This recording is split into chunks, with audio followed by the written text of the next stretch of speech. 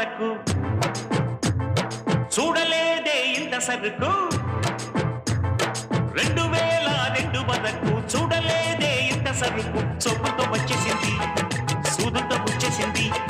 చినుకుతో చిందేసింది చిప్పంటూ లాగేసింది